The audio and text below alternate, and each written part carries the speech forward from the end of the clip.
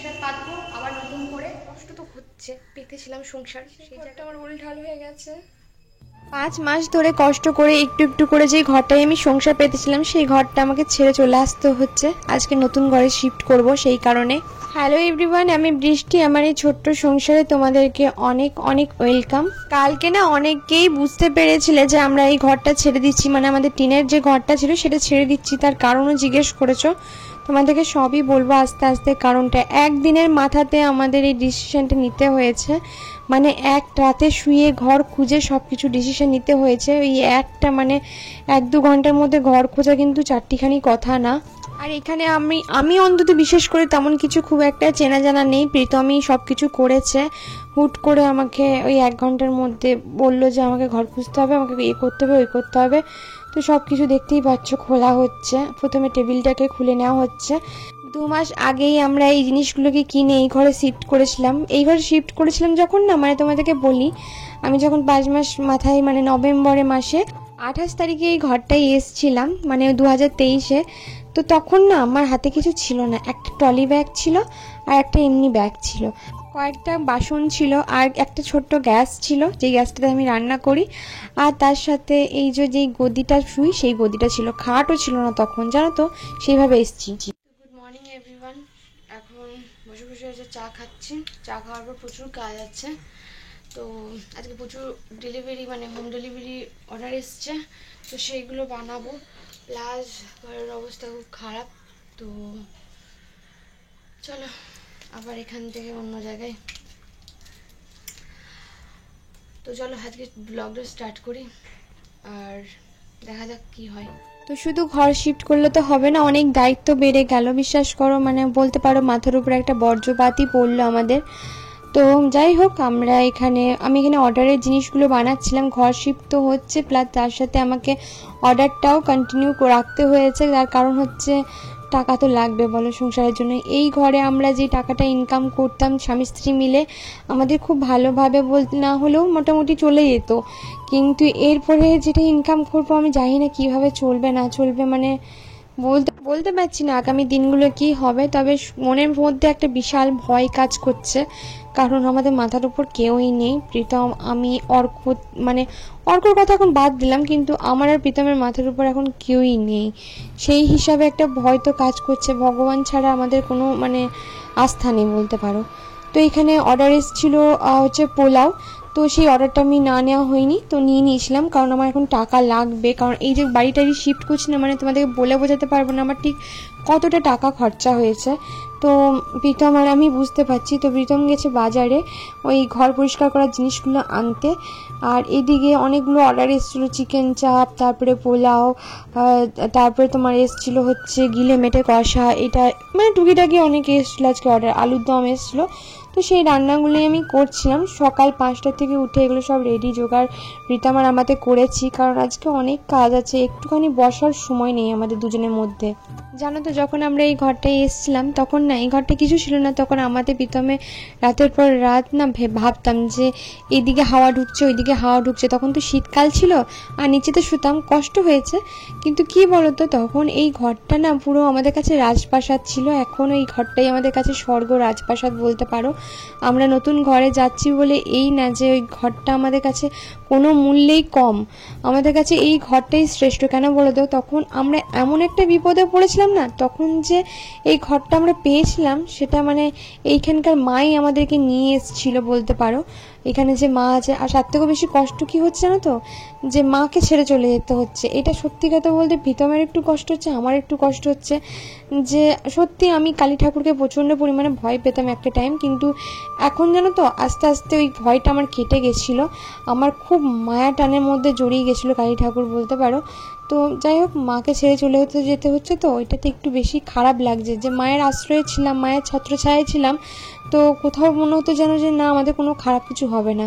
কিন্তু এখন একটা বিশাল ভয় কাজ করছে, জানি না কেন, ভেতর থেকে না চাইতো একটা ভয় কাজ করছে যে মায়ের ছত্রছায়া থেকে ছেড়ে চলে যাচ্ছি, কে জানে কি হবে, জানি না। মাই দেখবে, যেখানে যাই মা হয়তো সঙ্গেই যাবে, থাকবে আমাদের পাশে, জানি না কি হবে। তো যাই হোক, এখানে আলুর দমটাও করছি। আমি খুব তাড়াহুড়ো করে আজকে রান্না করেছি জানো, তার মধ্যে তোমাদের সাথে ভিডিও শেয়ার করেছি। তার কারণ দেখো, তোমাদের সাথে শেয়ার করার থেকে বড় কথা, আমার এখন একটু টাকা লাগবে, আর্ন করতে হবে, তো আমি গ্যাপ তো দিতে পারবো না। আর যে যা করছি সেটুকুই তোমাদের সাথে শেয়ার করছি। হয়তো আলাদা করে তোমাদেরকে কোনো গুছিয়ে ব্লগ আমি দিতে পারবো না, সেই কারণে আগের থেকেই বলে দিচ্ছি, আমি আজকে মানে এই কদিন যা করবো তোমাদের সাথে সেটাই শেয়ার করব। তো এইখানে দেখো আমার আলুর দমটাও মশলা টশলা কষে হয়ে গেছে। তো এই যে আলুর দমটাও রেডি হয়ে গেছে। তো আমার আজকে প্রচুর মানে রান্নার ঝামেলা ছিল, সেই কারণে না আমি ভাবলাম যে পোলাও আর আলুর দমটা আমাদের মতো করেও করে নিই, তাহলে কি একভাবে হয়ে গেলে আমার রান্নাটা দুভাবে করতে হবে না। হচ্ছে 2টোর মতো, প্রীতম গেছে বাজার, কারণ আমাদের কিছু জিনিস লাগবে ঘর পরিষ্কার করার জন্য, সেই কারণে। তো আমার এই রান্নাবান্না কমপ্লিট হলো অর্ডারের আমাদের ঘরের। এবার ও আসলে ডেলিভারি দিয়ে আসবে, তারপর ওই বাড়ি যাবো, গিয়ে পরিষ্কার টরিষ্কার করতে হবে, তারপরে জিনিসগুলো নিয়ে যেতে হবে। তো চলো। তো প্রীতম তো বাজার থেকে সব কিছু কিনে টিনে নিয়ে চলে এসছে। তো এরপর যাচ্ছে হচ্ছে অর্ডারগুলো সব প্যাক করে দিচ্ছি। সব অর্ডার চলে যাচ্ছে। এই যে গিলেমেটে কষাটা এসেছিলো, সেই গিলেমেটে কষাটা যাচ্ছে। এইটা হচ্ছে ফুল প্লেট, এর থেকে যে ছোটো প্লেটটা থাকে সেটা হচ্ছে হাফ প্লেট। তো এই যে এটা হচ্ছে হাফ প্লেট, তো এইটা 2 প্লেট এসেছিলো। তো আমি একজন হাফ প্লেট অর্ডার দিয়েছিলো, একটা দিয়েছিলো ফুল প্লেট।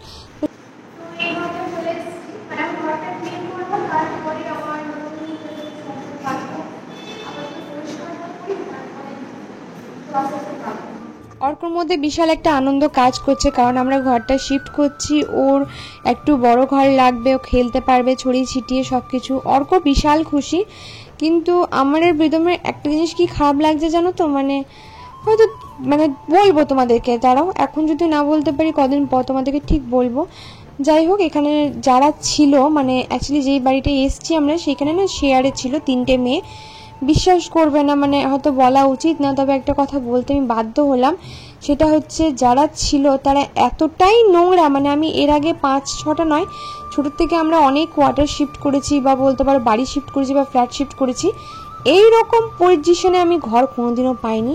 মানে এতটাই নোংরা, কিছু বলার নেই। মানে থাকতো কি করে এরা, আমি সত্যি বুঝতে পারছি না। মানে আমি নিজেও ব্যাচেলার লাইফে মনে এতটা নোংরা ছিলাম না যতটা আমি দেখলাম। মানে একটা মেয়ে হয়েও সে এত নোংরা হতে পারে আমার জানা ছিল না, বিশেষ করে এখনকার দিনে দাঁড়িয়ে। এবার অনেকেই বলবে যে দেখো, অনেকেই পড়াশোনা করতে চায়, ঘর দৌড়ে খেয়াল রাখে না। আমি সব মানছি, কিন্তু যেই বেসিনটাই মানুষ মুখ ধোয়, মানে সেই বেসিনটার অবস্থা এত নোংরা, তারপরে যেই বেসিনটাই রান্না ফান্না করে বাসন টাসন মাজে, সেই বেসিনটার অবস্থা তোমরা যদি দেখতে না, মানে তোমাদের নিজে, মানে আমি আর প্রীতম বলেই এটা পরিষ্কার করতে মানে সক্ষম হয়েছি বলতে পারো। আর এত কষ্ট হচ্ছিল করতে, কিছু বলার নেই।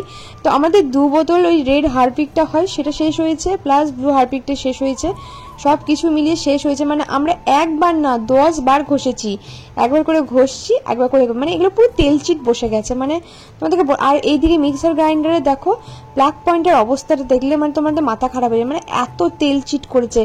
যদিও বা এক্সস্ট ফ্যান ছিল, তারপরেও ঘরের এই দশা করেছে। আর বাথরুমের কথা তো ছেড়েই দিলাম, বিশ্বাস করো। আর হ্যাঁ, তোমরা হয়তো অনেকেই বলবে যে কেন তোমরা নিজেরা করতে গেলে অন্য কারো লোক দেখিয়ে করতে পারতে। বিশ্বাস করো, একটা ভীষণ একটা কস্টলি জায়গা, তো সেই ক্ষেত্রে আমাদের এখন সেই সামর্থ্য নেই যে আমরা লোক ডেকে তারপরে পরিষ্কার করাবো। আর লোক ডেকে যদি টাকা দিয়েও পরিষ্কার করে না, তবুও আমরা যেভাবে পরিষ্কার করেছি ওইভাবে পরিষ্কার করতো না। তো আমাদের মনে হলো যে আমরা নিজেরাই দুজন মিলে করব, একটু হয়তো কষ্ট হবে। হ্যাঁ, ঘর দৌড় সব কিছু সামলে পরিষ্কার করা খুব মানে মুশকিল গো, মানে একটা ছোট বাচ্চা আছে তারপরে, তো সব কিছু নিয়েও কিছু করার নেই। প্রীতম অনেকটাই আমাকে হেল্প করেছে, একা হাতে করতে হয়নি, এটাই আমার ভাগ্য ভালো। নাহলে এর আগে আমি যতগুলো ঘর শিফট করেছি আমাকে একা হাতে সব কিছু করতে হয়েছে, এটা হচ্ছে সব থেকে বড় কষ্টের বিষয়। আর হ্যাঁ, হেল্পিং হ্যান্ড হিসেবে কখনো দাদা এসছে, কখনো বাবা মা এসছে, কিন্তু হ্যাঁ ওই বাবা মা দাদা আর আমি, এর বেশি কারোর কাছে কোনোদিন হেল্পও পাইনি, কিছু না, শুধু মানে বসে বসে ডায়লগ ঝাড়তো, এই আর কি। তো যাই হোক, এখানে আমার হয়ে গেছে সবটা পরিষ্কার। আমি প্রীতমকে হাতে হাতে দিচ্ছিলাম, বেশিরভাগটা আমাকে খাটতে হয়নি, কেননা বুঝতেই পারছো সকাল থেকে মানে চলছে দৌড়ঝাঁপগো আমাদের দুজনের, মানে 1 সেকেন্ডের জন্য ভালো লাগছিল না শরীরটা। তার মধ্যে আমার গলার কন্ডিশন খুব খারাপ, আর এইদিকে আমাদের খুব বৃষ্টি হচ্ছে, ওয়েদার প্রচণ্ড স্যাঁতস্যাঁতে। তো সেই একটা ভয় ছিল যে ঘরগুলো শুকাবে কিনা। তো তারপরে বললাম যে না, ওইভাবে করলে হবে না, একদম ভালো করে ওয়াইপ করে জিনিসটাকে করতে হবে, তবে গিয়ে তাতে করে শুকিয়ে যাবে। তো দেখো এই যে আমাদের প্রথমে রান্নাঘরটা ধরেছিলাম, কেননা রান্নাঘরটার অবস্থা খুব খারাপ ছিল। আর তার থেকেও অবাক কাণ্ড জানো তো, আমার আজকে একটা জিনিস অবাক লাগলো, অর্কর আবার বলছে অর্কর কোমরটা খুব ব্যথা করছে। মানে এইটুকু বাচ্চার কোমর ব্যথা করছে আমার না শুনে সত্যি, মানে আমি জিজ্ঞেস করলাম পড়ে গেছে কিনা, না কিন্তু ও তো পড়েনি, ও তো আমার সাথে সাথে সবসময় ছিল। তো আমি জানি না কেন বললো হঠাৎ করে, সত্যি অসহ্য ব্যথা করছিল। তো জানি না, ওকে হয়তো ডাক্তার ফাক্তার দেখাতে হতে পারে, কারণ এই দিকে যা অবস্থা ওয়েদারে আমি বুঝতে পারছি না জানো তো, হতে পারে কোনো কিছু কারণে। তোমাদের বাচ্চাদেরকে কোনদিন এরকম কোমর ব্যথা শুনেছো গো? মানে অর্ক হঠাৎ করে আমাকে বললো এই কথাটা, আমার শুনে না মানে একটুখানি কেমন একটা লাগলো। বাচ্চা মানুষের আবার কোমর ব্যথা করে কিনা কে জানে, আমি জানি না। তো এইদিকে জানলাটা আমি খুলে দিয়েছিলাম যাতে তাড়াতাড়ি করে শুকিয়ে যায়। তো এই যে প্রীতম আমাদের ওই রান্নাঘরটা হয়ে যাওয়ার পর তারপরে ঘরগুলো করতে এসেছিলাম, আর ঘরটার মধ্যে চিট বসেছে একবার, বুঝতে পারছো? যে জায়গাগুলো ফার্নিচার ছিল সেই জায়গাগুলো বাদ দিয়ে বাকি জায়গাগুলো ফ্লোরটা পুরো চিট বসে গেছে কালো হয়ে। তো এইটা তো একদিনে পরিষ্কার করলে যাবে না, সত্যি কথা বলতে। মানে আমরা প্রচুর পরিষ্কার করার চেষ্টা করেছি, অনেকটা ক্লিন হয়েছে, কারণ উপরের যে জেঠিমা আছে সেই জেঠিমা নিজে এসে বলল, মানে যাদের ঘরে আমরা ভাড়া যাচ্ছি তিনি এসে বলল যে বৃষ্টি অনেক পরিষ্কার করেছে, মানে অনেকটা চিট কমে গেছে, খুব সুন্দরভাবে ঘরটা পরিষ্কার হয়েছে, প্রচুর চিট হয়ে গেছিলো জানো তো। তো দেখো এখানে টিনাইল মানে ঘরটা খুব বাজে গন্ধ উঠছিল তারপরে জানো। তো এই ঘরটা এসে আমাদের খরচা প্রচুর, বাজেটটা মানে বাজেট পার করে গেছে। এবার আমরা জানি না আমরা কিভাবে কি ম্যানেজ দেবো বা কি করব, সত্যি বলতে জানি না। কারণ তোমরা ভালো করে জানো ইউটিউব থেকে একটা হিউজ অ্যামাউন্টের ইনকাম আমি করি না, যেটা আসে ব্র্যান্ড থেকে আসে, কিন্তু আমি ব্র্যান্ড এখন করছি না সত্যি কথা বলতে, ব্র্যান্ড প্রমোশন। তো সেই কারণে আমি একটা জিনিস ভেবেই রেখেছি যে আমি জানি না কি করে কতটা ম্যানেজ করতে পারবো প্রীতমের যে কাজটা করে। তো এইখানে দেখো অর্ক বসে বসে, তোমরা যদি জিজ্ঞেস করো কী করছিল, তো ওকে আমি বেলকানিতে বসিয়ে ফোন দেখতে দিয়েছিলাম, কারণ বাচ্চা মানুষ বসবে না, নাহলে আমাদেরকে কাজ করতে দেবে না, আর ওকে তো ঘরে রেখে দিয়ে আসতে পারবো না বলো। তো সেই কারণে সব করছি। তো আবার দেখো আরেকটা ঘর পরিষ্কার করতে লাগিয়ে দিয়েছি, এই যে প্রীতম এই ঘরটা পুরো করেছে, এই ঘরটা আমাকে একবারও হাত দিতে হয়নি, একবার শুধু আমি জলটা টেনে বার করে দিলাম। আর তার কারণে আমি তোমাদেরকে বলি আমি কেন করিনি, দেখো হাতের এইখানটা পুরো শিরাটার কাছে পুরো গর্ত হয়ে চামড়া উঠে গেছে, অনেকক্ষণ ধরে একইভাবে করে যাচ্ছিলাম সেই কারণে। তো এখানে অর্ক দেখতে এসেছিল আমরা কি করছি, তো এই যে দেখো পুরো জলটা আমাদেরকে টেনে টেনে বার করতে হচ্ছে, নাহলে ঘর কিছুতেই শুকাবে না। আর এই কাজটা আমরা করেছি প্রায় 5টার পর এসে রাত মানে বিকাল দিকে, কেননা সকাল দিক থেকে এত রুট ঝামেলা ছিল আমরা পারছিলাম না। তো দেখো ঘরগুলো পুরো অনেকটা ড্রাই হয়ে গেছে, তারপরে আমি প্রীতমকে বললাম একটা কাজ তুমি করতে পারো, আরও শুকিয়ে যাবে যদি একটা শুকনো কাপড় নিয়ে এসে আরেকবার করে আমরা মুছে দিই, যেহেতু এগুলো আমার এক্সপিরিয়েন্স আছে, কেননা প্রীতমের এগুলোতে নেই, কারণ প্রীতম তো কোনোদিন ভাড়া বাড়িতে থাকেনি, আর এইগুলো আমি করেছি বলে আমি জানি। তো সেই কারণে ও বলছিল পেপার দিয়ে দেবো, কিন্তু পেপারের থেকেও মানে আমি বললাম শুকনো কাপড় দিয়ে মুছে দাও, খুব তাড়াতাড়ি চলে যাবে। আর এদিকে দেখো আমার শরীরটা বেশ একটু খারাপ লাগছিল, তারপরে একটুখানি হয়ে যাওয়ার পর আমি অর্ক প্রীতম একটুখানি বসলাম, এদিকে প্রীতম ঘুরে ঘুরে দেখছিল কোথাও ভিজে ফিজে রয়েছে কিনা সেই কারণে। তো যাই হোক আমি ভাবছিলাম কোথায় কি করব না করব, একটু মনটা খারাপও লাগছিল। আসলে কি বলতো, ওই ঘরটাতে না অনেক কষ্ট করে একটু একটু করে পেতে পেতে জিনিসগুলো করেছিলাম, আমাদের ছাড়ার কথা ছিল না, মানে আমরা ছাড়তাম না। এখন ভেবেছিলাম 2 বছর ওই ঘরটাতেই থাকবো, কিন্তু হুট করে না মানে এরকম একটা ডিসিশন নিতে হলো, কি আর করা যাবে, পরে বলবো। তো তারপরে দেখো এখানে বাসনগুলো, এই বাড়ি চলে এসেছি, এই বাড়িতে এসে বাসনগুলো গোছাচ্ছি, কেননা অনেক কিছু জিনিস আজকে হাতে হাতে বইয়ে দেবে, প্রীতম বললো কালকে বড় বড় জিনিসগুলো চলে যাবে এই আর কি। আর এখানে অর্কবাবু ওর বাবাকে হেল্প করছে, বলে যে না আমি হেল্প করে দিচ্ছি। হ্যাঁ, তো এই বাড়ি থেকে এখন এই বাড়িতে এলাম, তো এসে পরে একটা অর্ডার ছিল ওটা প্যাক করে দিলাম, প্রীতম নিয়ে গেল। তো বিশ্বাস করবে না, মানে বলে বোঝাতে পারবো না যে কতটা খারাপ লাগছে, এক রাতের মধ্যে এইসব ডিসিশন নিয়ে এসব করতে হচ্ছে। তো পরে বলবো আস্তে আস্তে। তো এখন আপাতত ঘরগুলো পরিষ্কার করে দিয়ে এলাম, আর দেখা যাক কী হয়, রাতের বেলায় কি করি। ছোট বাচ্চা নিয়ে যে কি প্রবলেম হয় এই জিনিসগুলো করতে, সেটা আমার থেকে ভালো কেউ জানে না। আমি যে কি মানে সবাই বলে না বৃষ্টি দি দারুণ সুখে আছে, দারুণ সুখে আছে। দেখো সুখে আমি আছি, একটা দিক দিয়ে সুখে আছি, কিন্তু তার পেছনে অনেক কষ্টও আছে, ঠিক আছে? শুধু সুখ তুমি এমনি এমনি দেখতে পারবে না, তার পেছনে অনেক কষ্ট করতে হয়। আমার চোখ একদম লাল হয়ে গেছে, বুঝতে পারছো? সেই ভোর 5টা থেকে উঠে আছি, কন্টিনিউ খেটে যাচ্ছে আমাদের দুজন মিলে। তো এরকম আমার প্রতিদিনই চলছে। তো এখন 2 দিন ক্লাউড কিচেনটা আমি বন্ধ রাখবো, এই আর কি। 5 মাস ধরে একটা সংসারকে গোছালাম, গুছিয়ে আবার যদি সেই সংসারটা ভেঙে যায় তো তখন কেমন লাগবে বলো তো? আবার নতুন করে সংসার পাতো, আবার নতুন করে সেই জায়গায় মানে সেটাকে সাজাও। 5 মাস ধরে তিল তিল করে গড়লাম, আবার সেই ভেঙে ভুঙে সে তাসের ঘর যেন ভেঙে ভেঙে নিয়ে যাও, আবার সেখানে পাতো, আবার কদিন পর হয়তো ওখান থেকেও। চলো আস্তে আস্তে করি, এই আর কি। কথা আমি বলতে বাধ্য হলাম, বিশ্বাস করো আমি অনেক ভাড়া বাড়ি করেছি, মানে আমার তো কলকাতায় ফ্ল্যাটটা এমনি হয়নি, তার আগে অনেকগুলো ভাড়া বাড়িতে থেকে তারপরে হয়েছে। অনেক ভাড়া বাড়ি দেখেছি, অনেক নোংরা দেখেছি, কিন্তু এই বাড়ি মানে যে বাড়িতে যাচ্ছি সেই বাড়িতে নাকি 3টে মেয়ে থাকতো, তাই বললো। এরকম মারাত্মক লেভেলের নোংরা মানে আমি দেখিনি, সত্যি বলছি। মেয়েরা যে এত নোংরা হয় আমার জানা ছিল না, 1।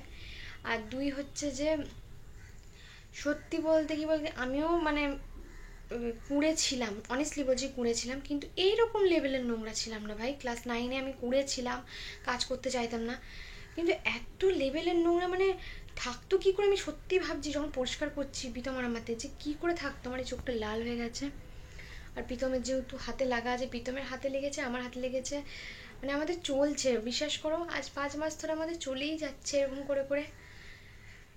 জানি না আর কত মানে পরীক্ষা নেবে ঠাকুর, চলুক, পরীক্ষা দিই। একদিন এরকম পরীক্ষা দিতে দিতেই হয়তো সফল হব, আর কিছু না। তো কষ্ট তো হচ্ছে, পেতেছিলাম সংসার, সেই জায়গা থেকে বেরোতে তো একটু কষ্ট সময় লাগবে।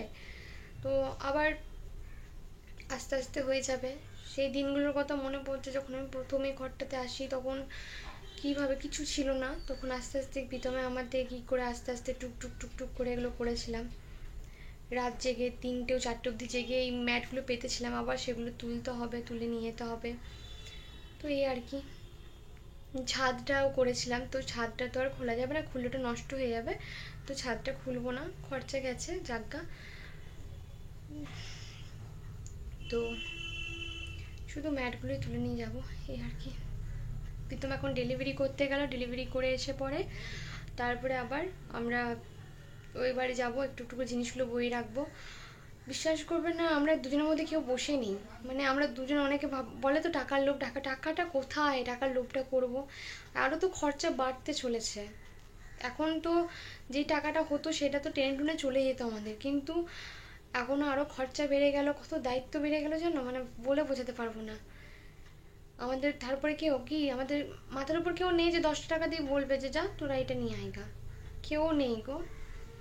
তো যেটা করতে হয় আমাদের দুজনকে করতে হয়। যে যারা বাকচাবলিগুলো মারে না কমেন্ট বক্সে এসে, একবার করে খুব রাগ হয়, মনে হয় যে তাদেরকে যদি একবার দেখতে পেতাম খুব ভালো হতো। যে এমনভাবে কমেন্টগুলো করে না, মনে হয় যেন কত টাকা দিচ্ছে তারা আমাদেরকে এসে পড়ে, যে রে রাখ, সংসারটা চালাবি তুই। তো যাই হোক, তো গলাটা কি খুসখুস করছে বাবা। অর্করও শরীরটা ভালো নেই, আমাদের সাথে ওর তো দৌড়ঝাঁপ চলছে আর কি। ওকে ঘুম পাড়াবো, ঘুম পাড়িয়ে আমি এখন আর চেঞ্জ করবো না, আমি জাস্ট একবার সব কাজ টাজ করে রাতে স্নান টান করে শোবো। আমার সংসারের কাজগুলো আমাকে দৈনন্দিন যেগুলো করতে হয় সেটাও করতে হচ্ছে, ছেলেকে টাইমে খাওয়াতেও হচ্ছে, তারপরে ঘরে রান্না আছে, প্লাস অর্ডারের রান্না আছে। আজকে না হয় একসাথে করে নিয়েছি, অর্করটা আলাদা করেছিলাম, শুধু সিম্পলভাবে করেছিলাম অর্করটা। কিন্তু ভাবো না, আমার সবই আছে, তারপরেও আমার এই ধকলটা মানে করতে হচ্ছে, শুধু আমি একা করছি না। একটা কি যেন শান্তি, আগেও অনেকবার করেছি, তবে হ্যাঁ সেই সময় হাতে হাতে সাহায্য করার কেউ ছিল না। এখন প্রীতম আমাকে হাতে হাতে সাহায্য করে, কারণ সব কিছুতেই আমাকে আমার ফ্যামিলির লোককে ডাকতে হতো। তখন ঘর যদি শিফট করতে হতো, বাবাকে আসতে হতো, মাকে আসতে হতো, না হলে দাদাকে আসতে হতো, এসে পরে করে দিয়ে যেতে হতো, নাহলে আমার উপর দিয়ে পুরোটা যেত। ঘর গোছানো থেকে, ঘষা থেকে, মাজা থেকে সব আমিই করতাম। আর একজন বসে বসে ঘাটের উপর সিগারেট টানতো, আর আয়েসে মানে ফোন কেটে যেত, এটাই হচ্ছে ব্যাপার। তো যাই হোক, করছি, করি। কতটা টানতে পারি দেখা যাক। শরীর যে খুব ভালো আছে আমাদের তা বলবো না, আমার আর প্রীতমের কারোরই ভালো নেই, কিন্তু করতে তো হবে তাই না, করছি ওই জন্য। আবার দেখি কি হয় না হয়। আর গলাটা প্রচণ্ড ব্যথা করছে, প্রীতম এলে একটু বলবো প্রীতমকে চা করতে। আমার আর রান্নাঘরে ঢুকতে ইচ্ছা করছে না জানো তো, ভাল লাগছে না রান্নাঘরটা, জানো পুরো ভিজে গেছি, মানে ঘরটার অবস্থা খুব খারাপ, মানে ওল্ড হাল হয়ে গেছে, আমার দেখতে একদম ভাল লাগছে না। যে যে ঘরটা আমি সবসময় টিপটাপ রাখি সেই ঘরটা আমার ওল্ড হাল হয়ে গেছে। তো